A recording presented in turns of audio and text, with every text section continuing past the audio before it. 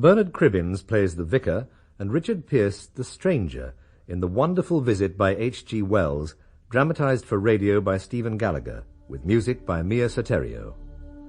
This extraordinary story is related by Kim Wall as H.G. Wells.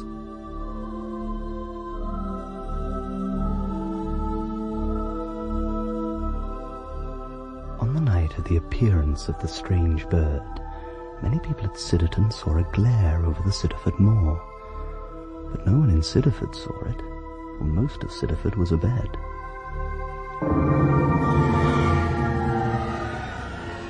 No one in Sidderford saw the light, but Annie Durgan was lying awake, and she saw the reflection of a flickering tongue of gold that danced upon the wall. She heard the sound, as did Lumpy Durgan, the half-wit, and Amory's mother. It began and ended like the opening and shutting of a door, and before and after they heard nothing. Nothing but the night wind howling over the moorland.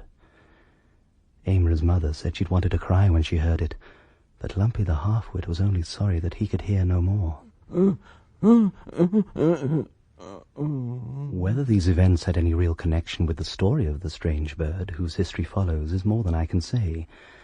But I recount it here for reasons that will be more apparent as our story proceeds. A strange bird, you say, Mrs. Hinninger? Strange? In what way? I hardly know, Vicar. I didn't see it myself. Was lunch adequate? Perfectly. But this bird... Now, let me clear for you then, No, Vicar. Mrs. Hinninger, please. All I know is what I heard in the village this morning. And as soon as I heard, I thought, that'll be of interest to the Reverend. Of course. Perhaps even a third entry to his name in Saunders' Book of British Birds. There aren't many collectors who can claim as much. Leave the crockery for one moment, Mrs. Hinninger, please. Look, I should very much like to hear whatever you were able to learn. Well, Sandy Bright was coming down the road from Spinner's, carrying a side of bacon he'd taken in exchange for a clock. Sandy Bright? He said he saw something that flapped over him. Something larger than himself, and with a vast spread of wings. He screamed, gave himself up for lost, then it passed him, sailed on down the hill, and soared away over the vicarage. So close? Right over this very roof. Oh. Then down it came, into the shadow of the earth, and it seemed larger than a man. He said its legs were long and bare, like skin, and it smote like an arrow through the air and was gone. Is there such a bird on God's earth, Vicar? Oh, they're hardly an imaginative race around here. Barring its size, it sounds uncommonly like a flamingo. I may take a walk up to the woods later in the afternoon, but a winged creature the size of a man? Oh, I don't think so, Mrs. Hinninger. I don't think so, Mrs. Hinninger. I don't think so at all. May I clear the table now, Vicar? Yes, thank you. I think I may retire to the study for half an hour and... Sleep, Vicar? And look over some of those new violin pieces. I was to remind you that Mrs. Mendham will be here a little after 2. The curate's wife coming here? With her daughters and Mrs. J. Oram, to play tennis on the lawn outside your study. She said you wouldn't object. Yes, in Mrs. Mendham's case, I wouldn't dare. Excuse me, Vicar? Yeah, I think I'll take a look in the woods now, after all. One never knows, there may be an unreported specimen to hand after all. Will you be taking your gun, Vicar? Loaded with swan shot, Mrs. Hinninger. I can hardly hope to study the creature if I don't shoot it first, can I?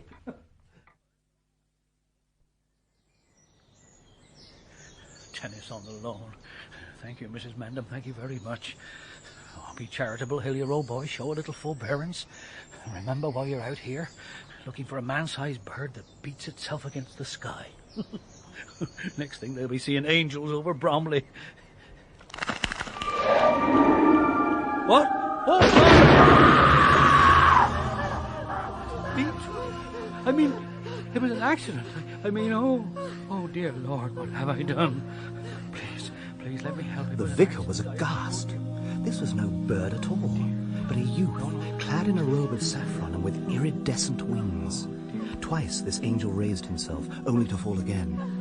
What has happened to me? So terrified face grew pale. The floods of colour abated, and the broken wings faded swiftly to one uniform, dull grey hue. I had no idea. Please excuse me. I'm afraid I have shot you. Shot me? Who? A man in the maddest black clothes, and without a feather upon him? Then I was not deceived. I am indeed in the land of dreams. The land of dreams? Pardon me if I suggest you have just come out of it. How can that be? No, please, your wing is bleeding. I have a handkerchief. Please allow me to bind it for you. I don't much like this new sensation. You mean pain? Do you have much of it in the land of dreams? A very fair share. You don't have it in your... No, and I don't like it. Now, please hold still. I've studied ambulance before, but never a wing wound. It seems so odd to be talking to a man. It's equally odd to me that I should be talking to an angel. I'm a somewhat matter-of-fact person. A vicar has to be. I'm sorry. Angels I have always regarded as artistic conceptions. Exactly what we think of men. But surely you have seen so many men. Never before today. I've seen several since the sunrise, besides a horse or so. So many mythical monsters. I came here to hide. Mythical monsters? Do I understand that you consider me as something in a dream? Of course. Everything around us is so dreamlike, just the way that artists often imagine. Artists? Angels with wonderful imaginations who invent impossible creatures. You know, myths and such. But I'm real, I assure you, I'm real. Please, I always know when I'm dreaming. Well, one of us must be... Wait a moment. The animals of your world, tell me some of them. Well, there's griffins and dragons and jabberwocks and cherubim and sphinxes. Thank you. That is quite enough. I begin to understand. From our point of view, those are the dream creatures. Really? How singular. You call men real and angels a myth. That's how it is in this world. Then there would have to be two worlds. At least two. Lying somehow close together. As close as page to page of a book. Penetrating, but knowing nothing of each other. Except when people go a-dreaming. Could be. Sometimes, just as I've been dropping asleep on the very edge of consciousness, I've glimpsed a land like this one. And I've seen faces like yours and strange vistas and wonderful forms going to and fro. I've even heard sweet music. And in some incomprehensible manner I've fallen out of my own world and into this one of yours. Into the world of my dreams. Worlds upon worlds. Universe upon universe. Tell me, in your world, does an angel die? Die? That's another strange word. Oh, not here. It means leaving off, ceasing to live. No, we never leave off. Well, you don't know what can happen to you in this world. If you can feel pain and have your wings broken, you may even have to die before you get out of it again. Does your wing feel any better? It was like a flashing before. Now it's more like a glow. Oh, please. I'm so sorry for the injury I caused you. My house is just beyond the hill. House? Oh, there's so much to be explained. Please, let me take you there. I shall call for Dr. Crump, and I'll have to work out what's to be done with you. But please, tell me more about this world of yours.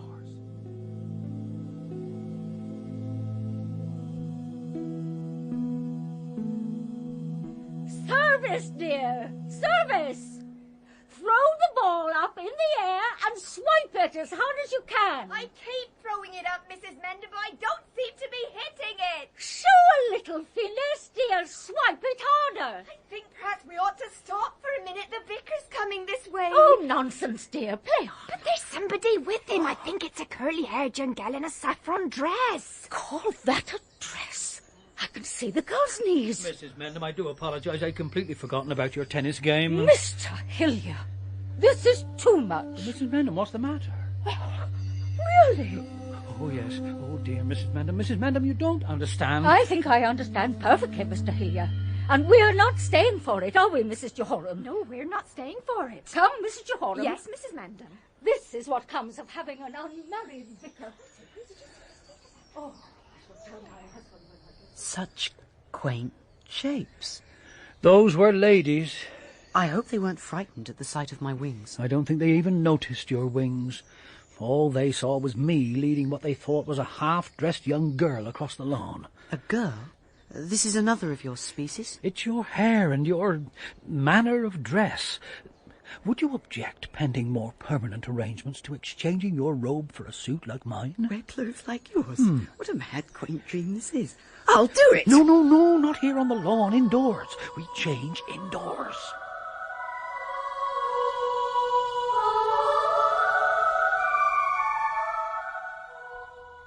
More tea for you and your guest, Vicar. Thank you, Mrs. Henniger. And might I have a word? Well, of course, Mrs. Henniger. I don't wish to speak out of turn, Vicar, but you might have warned me that our guest would be a poor hunchback. A hunchback? Oh, I see. You mean the shape of his wings under the overcoat. I beg your pardon, Vicar. Well, it's the way that his... yes, you're quite right, Mrs. Henniger. I should have warned you that our guest was a hunchback. So sad. Such a sweet-faced boy as well. Yeah, I've sent for Dr. Crump to look in on us. Please show him through when he arrives, will you? Yes, of course, Vicar.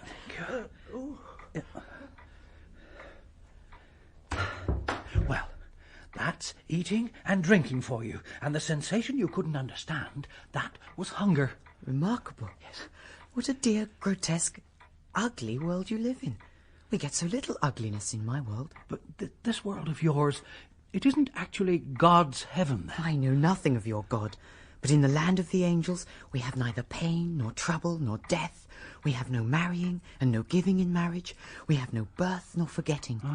The land goes on forever, and the air goes upward past the sun into the uttermost abyss of the sky.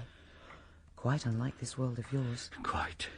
I mean, this chair thing, it's square and you aren't. And yet you fold yourself up to get into it. To tell you the truth, that's something that's always puzzled me. And what's this? A stuffed kingfisher. I killed it. Killed it? Shot it. With a gun. As you did me? Yes, but fortunately I didn't kill you. But you wanted to make me like that? Put glass eyes in me and string me up in a glass case? But at the time I scarcely understood what Poor little thing. Why did you kill it? Well, you see, I take an interest in birds, and I collect them. I wanted the specimen. A beautiful bird like that, and all because the fancy took you. But I'm a collector, and it's all in the interest of science. Dr. Crump, sir. Afternoon, Hilyer.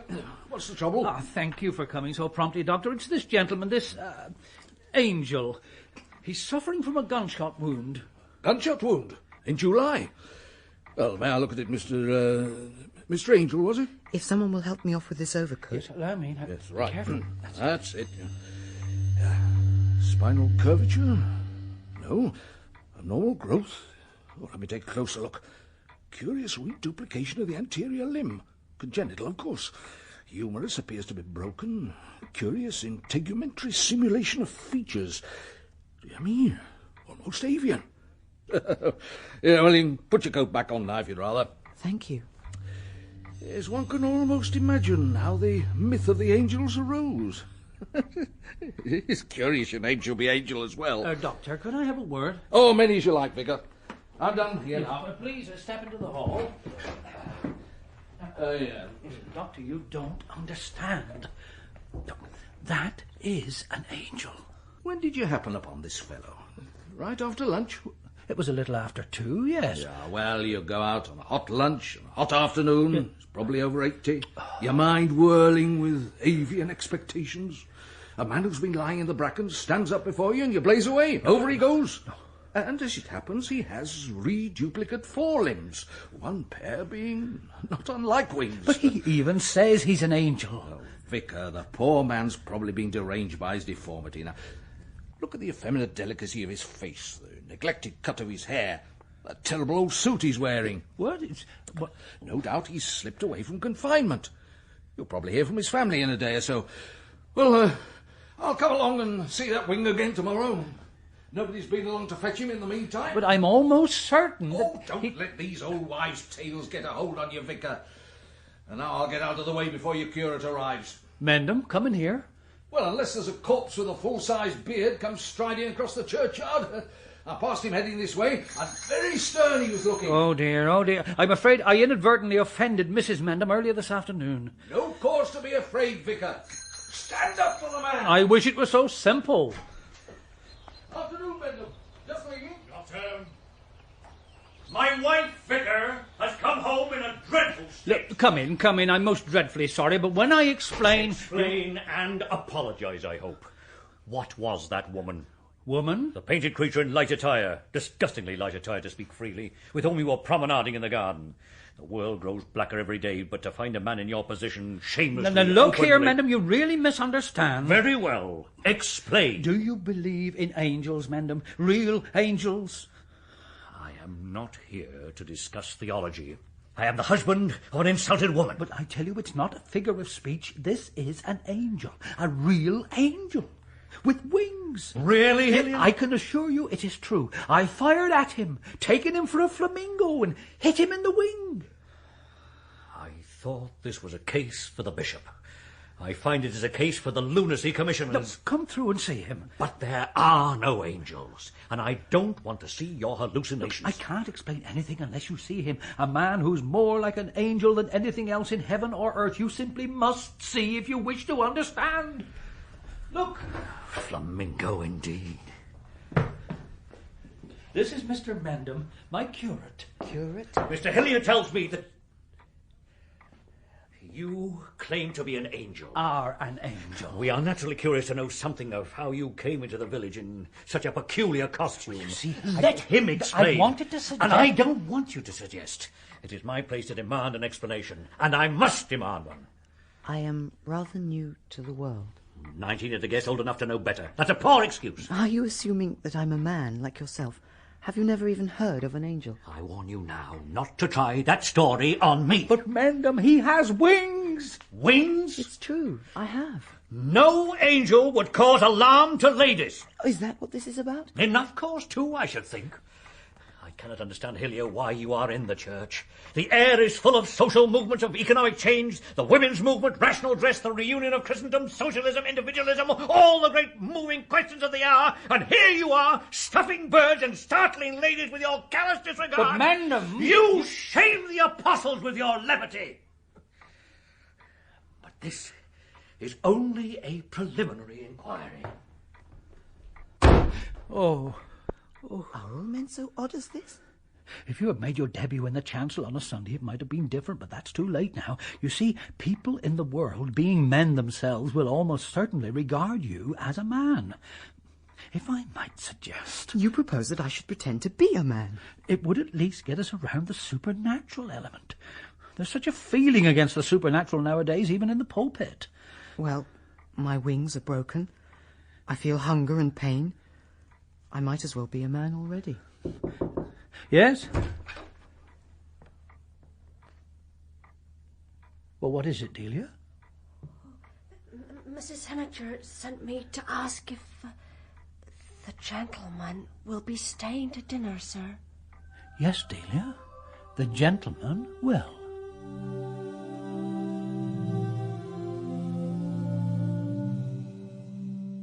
Anything else, sir? Nothing further tonight, Delia. Please convey our thanks to Mrs. Hilyer for her trouble over dinner. Yes, sir. Good night, sir.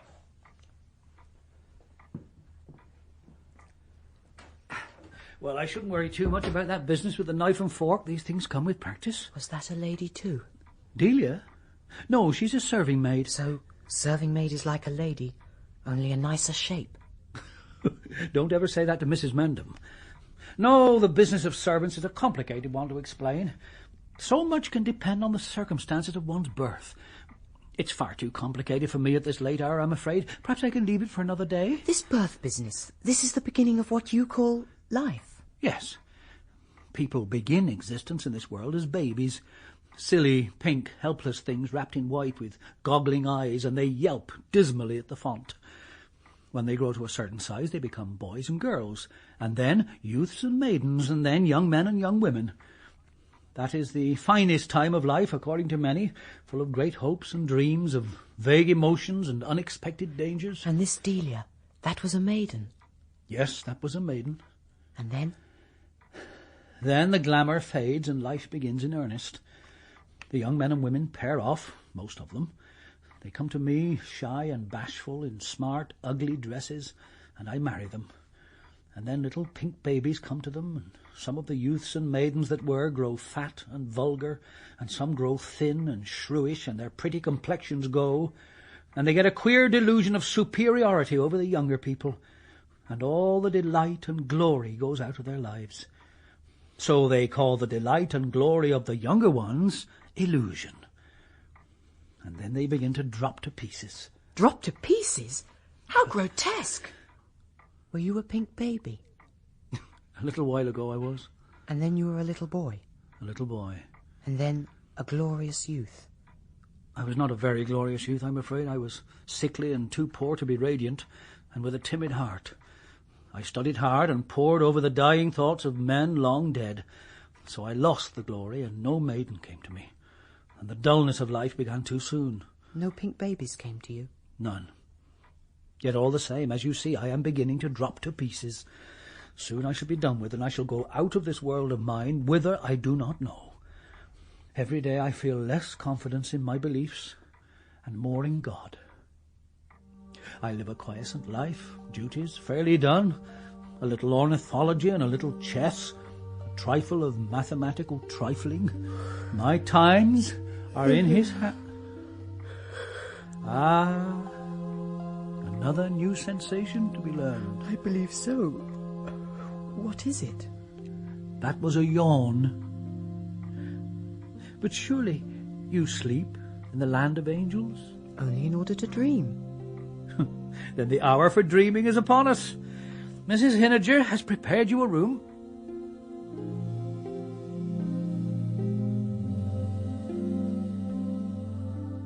The afterglow of the summer sunset darkens into night, and the angel sleeps, dreaming himself back in the wonderful world where it is happy, where fire does not burn and ice does not chill.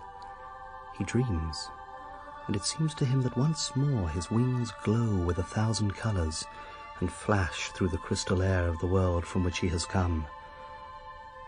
The vicar lies awake, too perplexed for dreaming. For 20 years now he has held his village living and lived his daily life, protected by his familiar creed.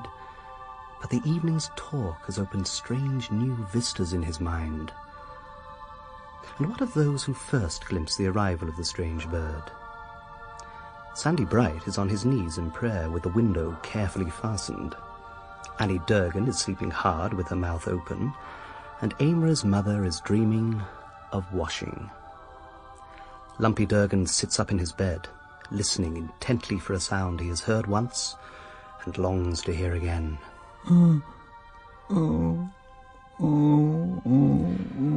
As for the solicitor's clerk, he's trying to write poetry about a confectioner's girl at Port Burdock, and the strange bird is quite out of his head.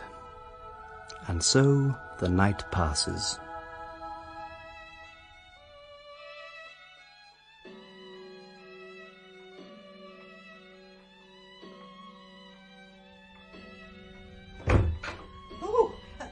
Good morning. Please excuse me, Vicar. Hearing the violin, I assumed you were still upstairs. That is our guest, Mrs. Hilyer. He plays very well. He plays beautifully. I feel as if I shall never want to play again. I want to talk to you about curtains, Vicar. Curtains? There's a scorch on one of the curtains on the upper landing. Oh, I know. I had to explain to Mr. Angel about candles and fire. He didn't understand. Between Mr. Angel and his candles and you and your pipe ash, Vicar, I shouldn't be surprised if the house were to burn down round our ears. When may I change the curtains? As soon after breakfast as you want, Mrs. Hilyer.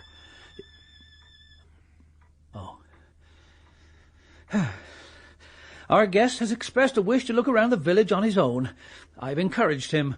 A pleasant stroll after breakfast can be very restful. What must I say? What am I supposed to do? Cook an imperium and quiet people's Stand houses. on back, foreigner! Hair like a girlie's jar. No closer! What's all this racket right outside my garden? That's the old sawbones. Come on, before he raises the bobby. Oh, they're all alike in these villages. Can't understand anything abnormal. So you're not looking strange at Chickerstone. I hardly blame you for hiding in a fellow's garden. How's your excrescence? My what? Bifid limb.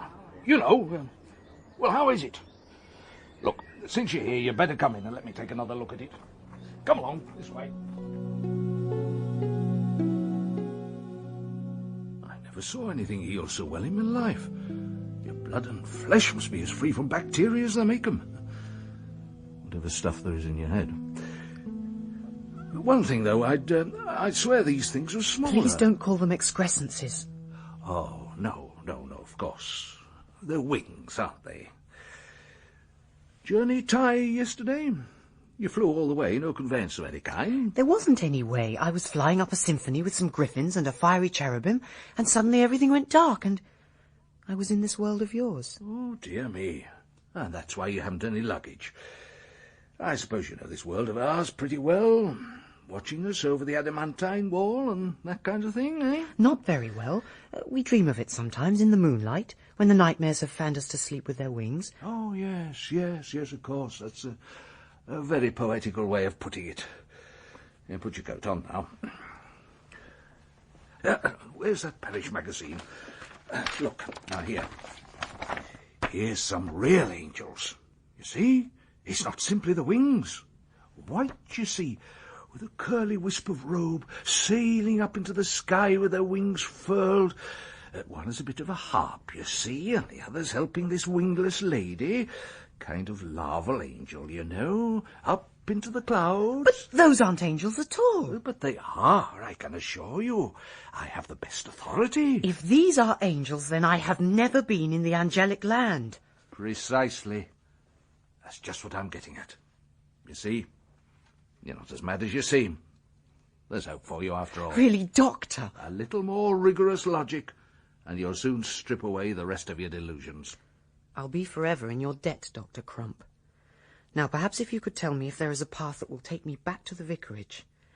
I think I'd rather not go through the village again.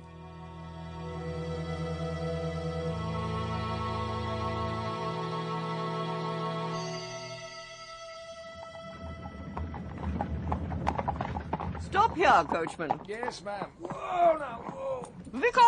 Oh, good morning, Lady Hammergallow. What are you looking for? I was merely taking the air and standing for a few moments at the vicarage gate. Looking for the return of your guest, by any chance? Oh, you know about my guest? Passed him on the road about an hour ago. He was walking down into the village. By some accounts, he's a lunatic.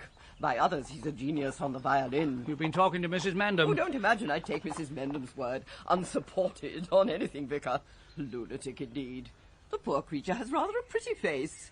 You have asked him to stop with you, indefinitely. I did say something and you of don't it. know where he comes from? Not at all. Nor who his father is, I suppose. No. No. My dear Lady Hammergallow. I thought so. Don't think I would blame you, Mr. Hilyer. The world is the world, and men are men. And the poor boy's a cripple, a kind of judgment. In mourning, I noticed that terrible black suit. I thought it the rather... mother's dead, I suppose. I'm not a narrow woman, Vicar. I respect you for having him, really I do. But Lady Hammergallow... Oh, don't spoil everything by denying it. It is so very, very plain to a woman of the world. Oh, that Mrs. Mendham, she amuses me with her suspicions. Such odd ideas, and in a curate's wife. But I hope it didn't happen when you were in orders. Lady Hammergallow, I protest upon my Mr. word. Hilyer, I protest, I know. Not anything you will say will alter my opinion one jot, so don't try. I never suspected you were nearly such an interesting man. But this suspicion... We will help him together, Mr. Hilyer. You may rely upon me.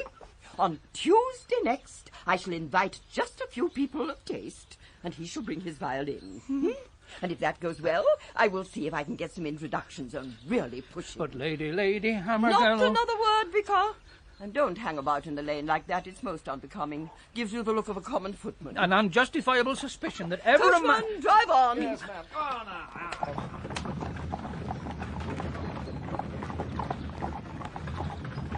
Oh, damn. There he goes, across the cornfield. I'm sure that's him. I can see the hump. Those opera glasses bring everything so close. So convenient for peeping at the vicarage. Yes, it's the man. Oh, he's definitely a man with such a sweet face. Oh, let me see. I always distrust the vicar. I know him. Thank you. His dress is quite respectable now. Quite. He looks cross about something. And his coat is dusty. You see, dear, what I was going to say was that possibly he might have been a genius in disguise. I hardly think, Mrs. Jehoram. No, I cling to the genius theory. I heard his playing on the violin as I came by the vicarage this morning. The vicar plays the violin. I have spoken to George about it, but it has done no good. This was not the vicar, I assure you, Mrs. Mandam. This was quite clever and rather new. I said as much to Lady Hammergallow when I met her. Really? And I'm sure the creature is original, perhaps very amusing. In fact, I intend to ask the vicar to introduce me. My dear. I'm resolute. I'm afraid you're rash. Geniuses and people of that kind are all very well in London, but here at the vicarage... We are going to educate the folks. I love originality. At any rate, I mean to see him. Well, take care you don't see too much of him. I've heard the fashion is quite changing. I understand that some of the very best people have decided that genius is not to be encouraged anymore. These recent scandals... That's in literature, dear. We're talking now about music. It's quite different. Can you see him still? He's going through the side gate into the vicarage garden. Oh, now I've lost him behind the hedge. My dear, nothing you can say will ever make me forget that dreadful encounter yesterday. Oh, sir, you startled me. Forgive me, Delia. My mind was elsewhere. Have I angered you, sir? You? Oh, no, Delia, no. Your hand has a bandage. Did the vicar shoot you as well? Shoot me? Oh, no, sir. I was picking blackberries in the lane and I caught myself on some of Sir John's barbed wire. Barbed wire. I've seen barbed wire. I thought it to be some cruel kind of vine until somebody explained that it was the work of man. Sir John, you say? You mean Sir John Gotch? Well, yeah, he owns all of the woodland on this side of the village. Oh, you wonder why I seem angry, Delia. I have learned so much today. I was chased, I was abused. Outside the village school I was pelted with stones by a crowd of boys. Oh, the village doctor pats me on the head and tells me that I'm a madman, but there's hope for me yet if I'll accept the ways of this world that's so new to me. And then, as I came back along the path through the cornfields, I met a man who told me exactly what the ways of this world are. What kind of man, sir? He was stretched out among the wild flowers, a pallid creature in rusty black with a hat pulled down over one eye. There was a tramp of that description stopped by here 2 days ago, sir. The vicar had Mrs. Inager give him a meal, and Mrs. Inager had me scrub down the step when he'd done sitting on it. Well, he told me about barbed wire, and he told me about Sir John Gotch, about the shame that he brought on a kitchen maid when he... Sir? Oh, you mustn't repeat that. Isn't it true? Well, yeah, it's true enough, sir, but such things are considered indelicate. Indelicate? There's no justice in this world of man that's worth the name, Delia. And precious little of the beauty that was so common in mine either. Not anywhere, sir? Not anywhere. Except in the eyes of someone like you. Your eyes are very beautiful, Delia. Oh, sir. Please excuse me. Mr. Angel, I've been watching the lane for you. I came back across the cornfield. Come through to the study at once. There's so much to cover before Tuesday, so much to explain. Tuesday? The concert. Don't dawdle around the vegetable patch, Delia. Mrs. Hinnerger's been looking for you. Oh, yes, sir. There are so many aspects of etiquette that we haven't even touched upon in so little time. I really don't understand what you mean. You see? You are to be plunged into society on Tuesday with only the barest preparation. Now, please, come through into the study. When Lady Hammergallow made up her mind, things tended to happen as she resolved. And though the vicar made a spasmodic protest, she carried out her purpose and got audience, angel, and violin together at Sidder Morton House on Tuesday. The dear vicar foresees a brilliant future for Mr. Angel on the concert platform. His hair is long, and with the vicar's clothes fitting him so badly, I'd say he looked quite like a fashionable pianist already.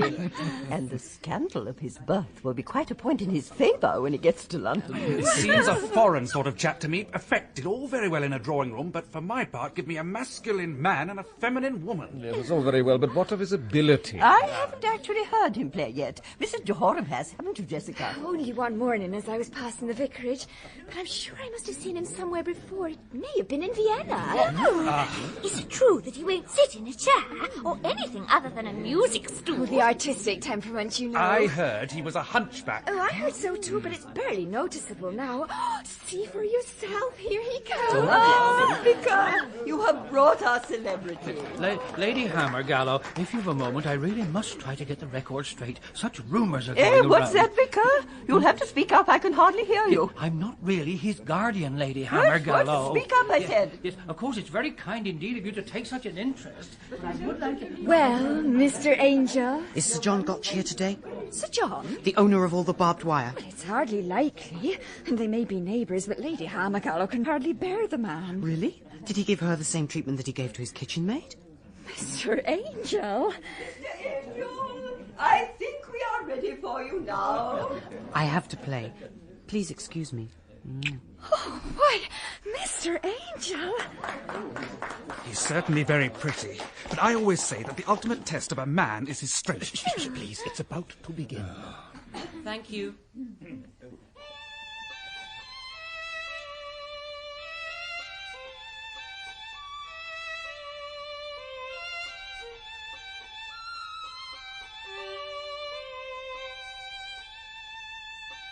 I always enjoy violin music so much, Miss Purbright. Oh, we get so little nice music down here, Mr. Haringey. He plays very nicely. Such a delicate touch. Does Willie keep up his lessons? Well, we heard about a new teacher who's been tutor to some of the best families in Bromley, and we made an inquiry.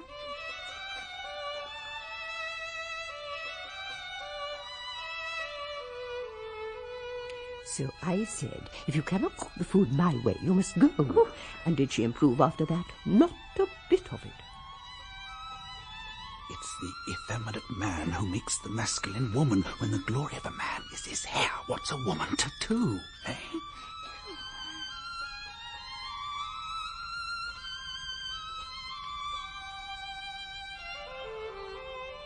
It doesn't affect them. The music doesn't reach them at all. They see nothing of a world beyond their own.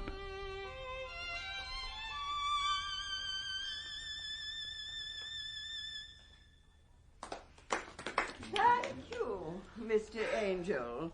I'm sure we all enjoyed your most novel composition. Oh, can you do imitations? Oh, do I adore imitations. I don't understand. A pig squeaking, a cock crowing, you know. Best fun you can get out of a fiddle, in my opinion. I really don't understand. No imitations? Oh. Well, perhaps you'd condescend to a duet with Mr. Wilmerdings here. Yes, I should be pleased to take the piano, Lady Hammergallow. I have some of the more familiar pieces here with me. What would you say to this barcarolle, Mr. Angel? What do all these little dots mean? He cannot play from notes. Nonsense. Are those notes? First the man refuses to do a few simple imitations, and now, if this is just some silly way of refusing a duet with Mr. Wilmerdings, then I'm afraid I cannot ask you to play again. If a man should pretend to practice an art, he ought at least to have the conscience to study the elements of it. Perhaps, Mr. Wilmerdings, you will now favour us with that delightful polonaise of Chopin's. Certainly, Lady Hammergallow. Excuse me. Right, ready, everyone?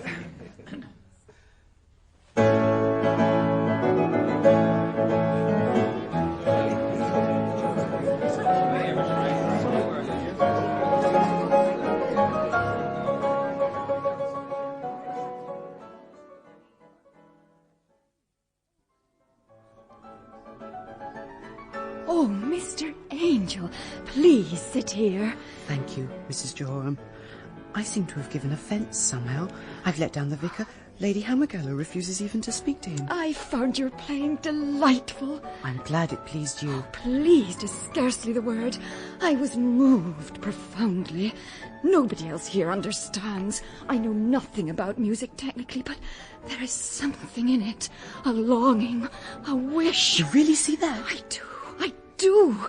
I am quite unlike these others, you know. You mean that you have become separated from your own world? Yes, yes, you see. We have so much in common. There are those who cannot live without sympathy, and times when one feels all alone in the world, fighting a battle against it all, laughing, flirting, hiding the pain of it. Yes, I know. Do you look for sympathy? Or have you found it? I think I have found it. Oh. Her name is Delia. Delia? She is... Delia? Why, no, not that little housemaid at the vicarage. You know her, then? Well, I never did. Well, what's wrong? To make me your confidant in an intrigue with a servant. Really, Mr. Angel, it's possible to be too original. Excuse me for one moment, please, Mrs. Jehoram. I think I see an opportunity to redeem myself in the eyes of the company. But Mr. Angel... Madam, please allow me. I understand that a lady must never be allowed to carry anything. Oh, Mr. Angel! Mr. Hilyer, I really must ask you to take him home. Yes, lady. Assisting one of the maids. Disgraceful. Just put that... No, give it back to her. Oh, Come with me. Mr. Angel... Exactly as you told me. I relieved a lady of a heavy tea tray and then held the door for her to go through. That was not a lady, that was one of the maids. She was shaped more like a lady, kind of broad and square, like Mrs. Mendham. Look, shape has nothing to do with it. Why didn't I explain this whole servant business to you when I had the chance? Vicar! Mr. Hilyer! It's Constable Horrocks. You go on, I'll speak to him here. I'm sorry. I know you are. It's they who ought to understand, but I'm certain that they won't. Go on now. Oh, well, evening, sir. Could I speak to you for a minute? Of course, Constable.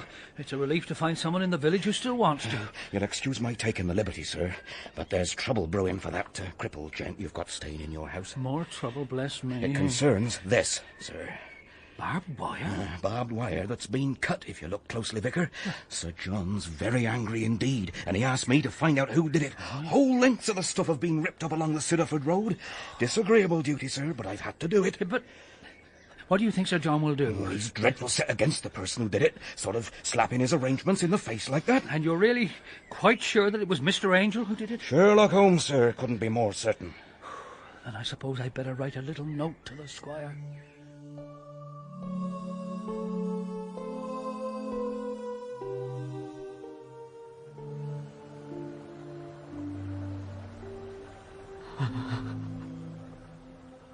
Hello, how's the wind? Doctor. I didn't mean to make a jump. Heard you coming along the riverbank. How is it? Very well. Pain's gone. They seem to be withering away. I know. You count yourself lucky. Do you also know that you're trespassing here? Trespassing? Don't you know what that means, eh? No, I don't. Oh, very good. You're amazingly consistent. You make slips, of course, but very few. Slips? What? I wonder who you really are. You're blind too, I really am. Your ears are deaf and your soul Oh, is not dark. that, please. Look, I don't want to pry into your reasons for keeping quiet, only I would like you to think of Hilyer's mental health. He really believes this story. What would you have me do? I can't change anything. Oh, you didn't know him before this affair.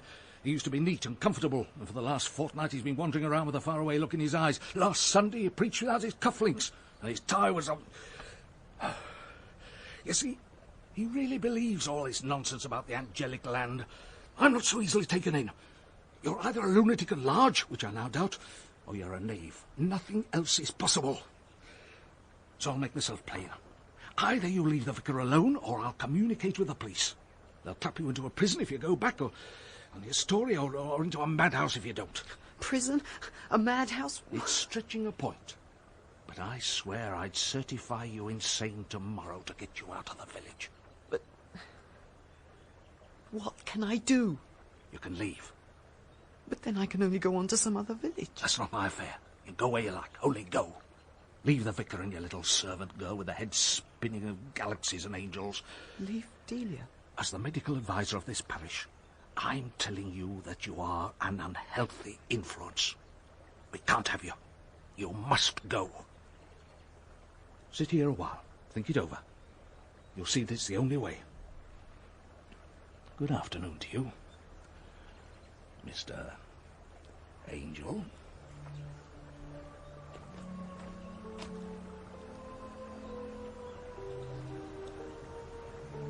An with the influence.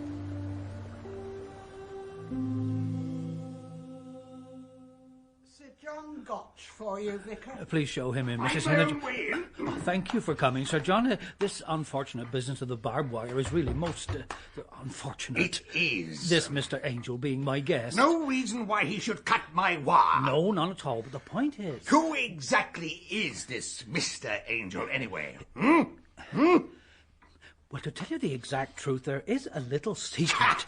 Heard as much from the Hammergallow household. No, I don't mean that kind of secret. That's a pure misunderstanding. Do you know that he's been going about this village preaching socialism? And it's caused me nothing but embarrassment ever... Socialism?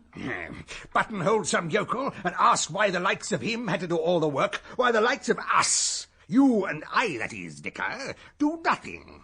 Ask it straight out. Try to pretend it was just some innocent inquiry. This wire cutting's a demonstration, I tell you. A socialistic demonstration. If we don't come down on him pretty sharply, we'll have hayricks afire and every blessed pheasant's egg in the parish smash. So there's one of two things.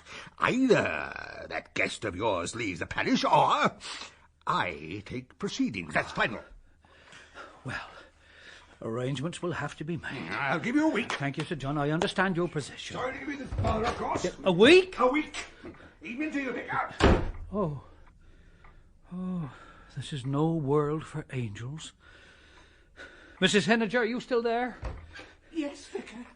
First thing tomorrow, Mrs. Henniger, I shall have to compile a list of items for Mr. Angel's travelling kit. I'll appreciate it if you give me some help. Mr. Angel is leaving us, sir. He is, Mrs. Henniger, although where he'll go I hardly know. Oh, pardon me for saying so, sir, but it won't be too soon for me. There's talk in the village like you wouldn't believe. And he's becoming an influence on Delia. An influence? Yeah, she sits by her window at night, hoping to hear him play that fiddle you gave him.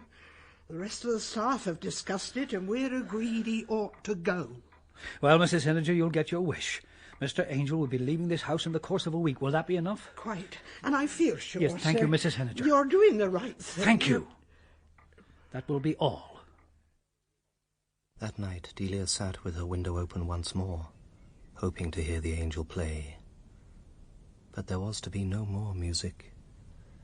Oh, Mr. Angel. I am painfully aware of the objectionable nature of my story here. I know that to give a mere servant girl the refined feelings of a human being must place me outside the pale of respectable storytellers. But there it is. I do the thing with my eyes open. Presently she heard the door into the garden opening. It was the angel. She saw him run. She saw him leap into the air. She saw him fall. This world wraps me around and swallows me up. My wings grow shriveled and useless. Soon I shall be nothing more than a crippled man. And I shall age and bow myself to pain and die. I'm miserable. And I'm alone. Sir, oh, sir, are you hurt? I am cast down, Delia. It is dark. It is cold. And I cannot use my wings. Oh, I don't understand you. I'm not a creature for understanding, Delia. The best I can hope for is pity. I don't know who you are or what you may be, but I am sorry. I'm sorry for you with all my heart. Tomorrow morning I'm to amuse myself after breakfast while others make plans for my departure. Oh. But if I can't go back to the place from where I came, what is there for me? I would do anything to help you. Delia? Delia, is that you? It's Mrs. Henniger. Come in at once, Delia. And if that Mr. Angel was any kind of a gentleman, he'd feel ashamed of himself. And you an orphan, too. I must go inside, sir. Yes. Go, Delia. Go.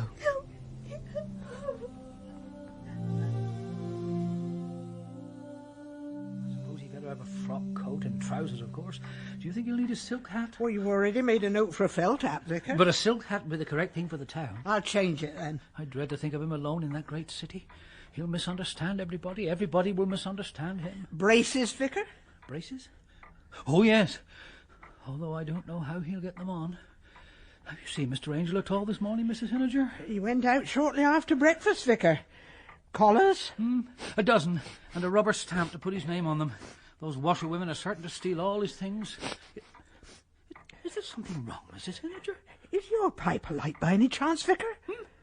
No, I knocked it out about 10 minutes ago. See?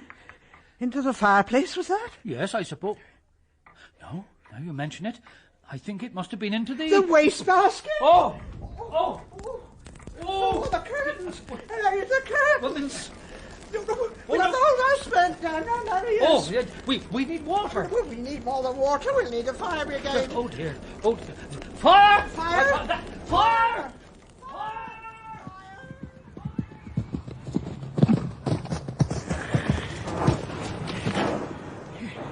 The bare-faced cheek of the man tears up my wire, but now look at him, walking on my land as if it all belonged to him.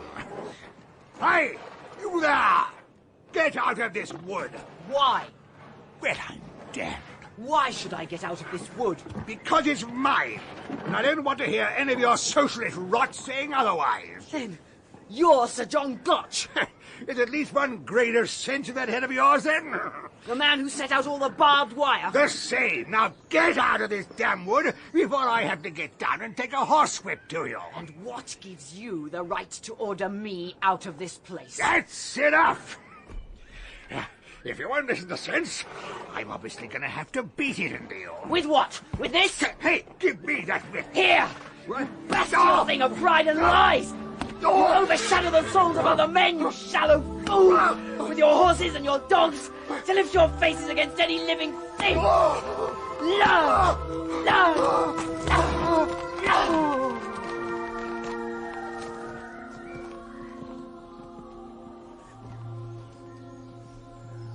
What am I doing?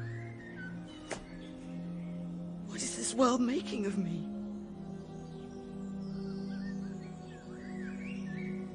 Why does he not move? Why does he lie so still?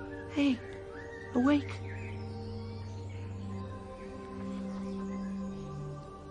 So this is what it is to die. And by this cursed hand of mine.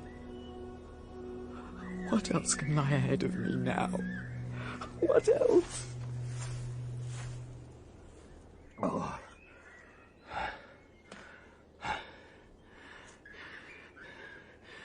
Next time, I'll think twice before I lift my hand against a lunatic.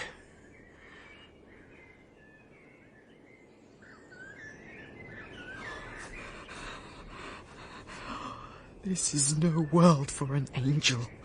To come into it is to fall. There's too much bitterness and anger here. And the worst is that I'm becoming a part of it. I feel as if I've taken some kind of a poison, and now I feel its destruction spreading within me. Hey, you're going the wrong way. What? You're going the wrong way. Is this the way? Where? To the vicarage to see the fire. Hurry up or you'll miss it. The vicarage? Oh, no.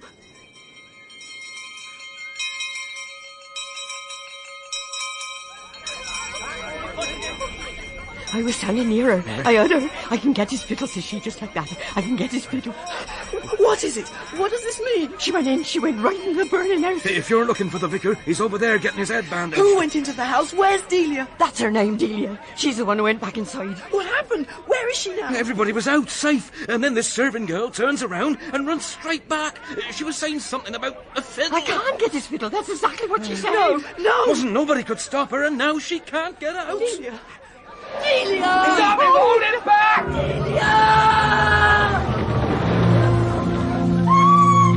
Delia, where are you? Mr. Angel, I'm here. You were out. You were safe. I came back for you. The roof's falling in. There isn't any way out. You came for me? This is no world for us, Delia. Whatever touches it becomes corrupted. Take my hand. Sir? Take my hand, Delia, quickly. There is a way home. I know it now. I can't reach. There.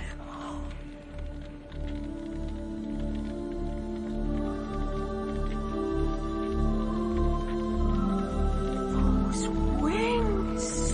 Don't let go. I'm taking you on a journey, but don't ever let go. I'm ready.